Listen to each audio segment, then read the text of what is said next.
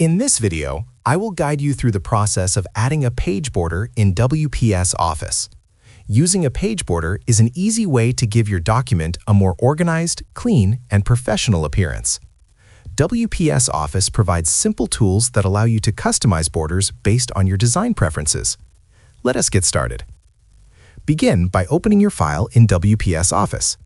At the top of the interface, tap the menu and navigate to Page Layout. Within the Page Layout section, you will find the Page Border option. Tap Page Border and a new window will open, displaying all the border customization settings. This window allows you to fully adjust how your page border will look. You can browse through different border styles and choose the one that best suits your document. You may also change the border color by selecting the color option and choosing the shade you prefer. For a clean and professional look, neutral or blue tones work well. Next, tap the Width option to adjust the thickness of the border.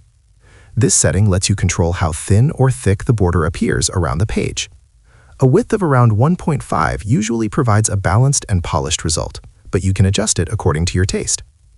If you prefer a more decorative design, you can check the Art option to explore artistic borders. However, for a simple and elegant layout, keeping the Art option set to None is recommended. Once you are satisfied with your chosen style, color, width, and art settings, tap the OK button at the bottom of the window.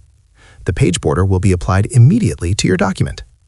You now have a clean and stylish border that enhances the overall look of your work. And that is all it takes. In just a few simple steps, you have successfully added a page border in WPS Office.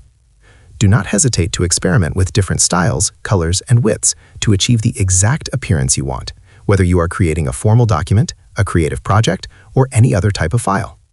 If you found this video helpful, leave a comment, give it a like, subscribe to the channel, and remember to turn on the notification bell.